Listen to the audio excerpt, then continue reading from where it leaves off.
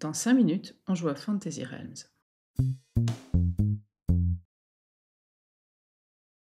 Dans Fantasy Realms, chaque joueur va piocher des cartes afin de former les meilleurs combos possibles. Le but du jeu est de marquer le plus de points. Le jeu comporte 53 cartes. Il y a 10 familles, de 5 cartes chacune, et 3 jokers.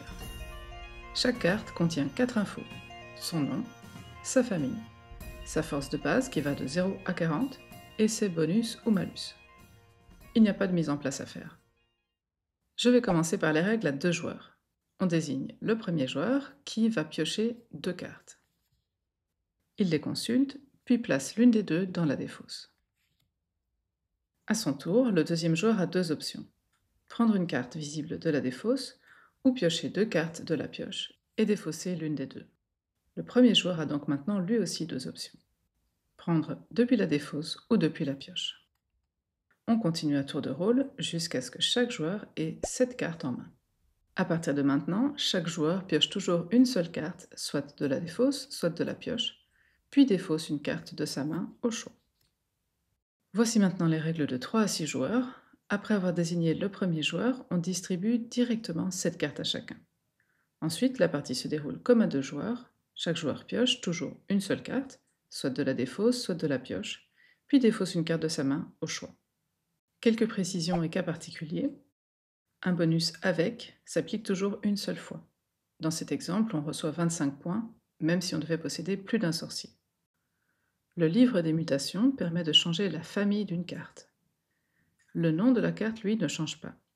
Si par exemple je veux changer la famille de cette carte et la transformer en climat, elle restera malgré tout un archer elfe.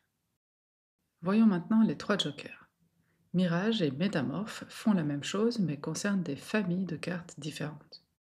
Elles permettent de copier le nom et la famille d'une autre carte du jeu.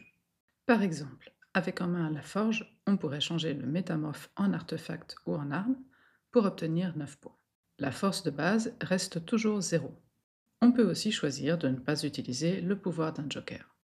Le doppelganger est un peu différent car il permet de copier uniquement les cartes que l'on a en main. Si plusieurs cartes se contredisent, il faut procéder dans cet ordre. 1. Déterminer le doppelganger, puis le mirage et ensuite le métamorphe. Enfin, utiliser le livre des mutations. Ensuite seulement, on applique les effets qui effacent des malus, et pour terminer, on applique les malus restants en commençant par les cartes non masquées.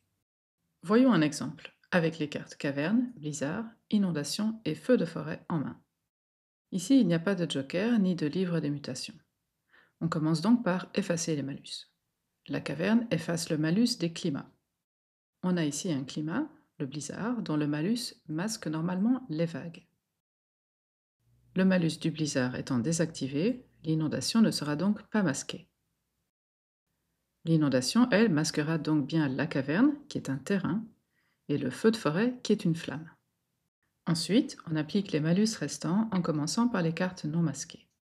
On l'a vu, l'inondation masque la caverne et le feu de forêt. Le malus du feu de forêt est donc inactif. Ce qu'il faut bien retenir de cet exemple, c'est qu'il est important de procéder dans l'ordre. La caverne, bien qu'effacée par l'inondation, a quand même dès le départ effacé le malus du blizzard. C'est seulement après qu'elle est devenue masquée. Un dernier cas particulier avec le doppelganger et le basilic. Le basilic masque les autres créatures. Si le doppelganger devient un basilic, il masque donc lui aussi les autres créatures. Les 2 cartes seront donc masquées. La partie s'achève dès qu'il y a 12 cartes dans la défausse, 10 cartes à partir de 3 joueurs.